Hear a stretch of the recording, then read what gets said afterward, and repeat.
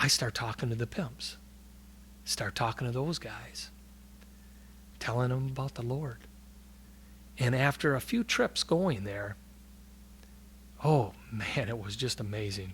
One afternoon I was standing on a street corner. I just talked to a few people. And a cop pulls up. He said, "Do you know where you are? What are you doing down here?" I got my Bible. I don't go anywhere without my Bible. I have my Bible up under my arm.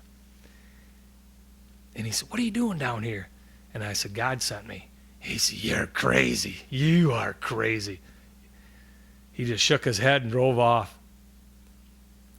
The Lord said, "I want you to go over there, and here is a crowd of people, a huge crowd of people, hot, hot, hot night. The streets are just, oh, it's amazing. It was wild. There's gunshots in the background you could hear going off, cars driving by at 100 mile an hour, the guy hanging out the window. It was wild." And the Lord says, "Go over there and talk to that man."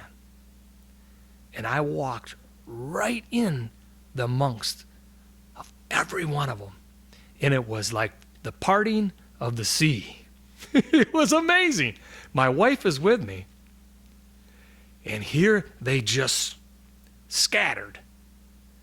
And this guy is sitting on a fire plug.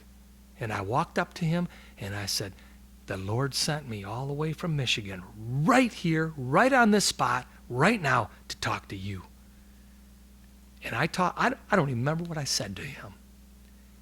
But I do remember he bowed his head and he said, "Jesus, I need you in my life." And while I had my arms wrapped around him, and while we're praying, my wife's over praying with a lady right by him. And this whole crowd now is just a few yards off from us, and they're beating to death a man that they were having an argument with. They had him on the ground, stomping his head, and a lady steps out of the crowd, and we're still praying. I'm not missing a lick. I'm just got my arms around, and we're praying. Satan, you're not going to distract me. I'm on a mission from God, and I'm going to give him the word. And the lady stepped out of that crowd, and she goes, "They killed him, they killed him." And the blood was running down the street, and it was just like Satan was speaking. He says, "I got him. You may have him. God might have took him, but I got him." And we went back to the van, and I gave him a contact card, and we got back in the van, and we went to a different area of town. You know what? I wasn't even scared. It didn't even bother me at all.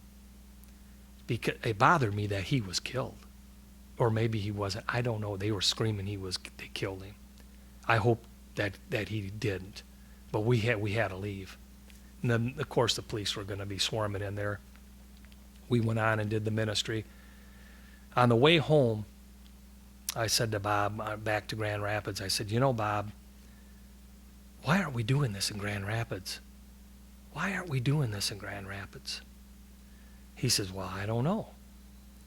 I said, "I think we need to pray about it and start this ministry. There's a lot of people in Grand Rapids that need to hear about Jesus Christ." And so we ended up getting on staff with Mission Possible.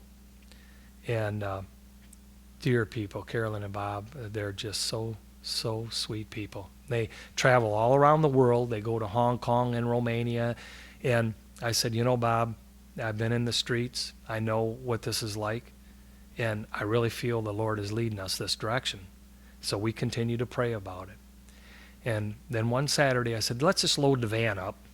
Let's throw some soup and maybe some socks and a couple coats, and let's just take a ride and see what happens."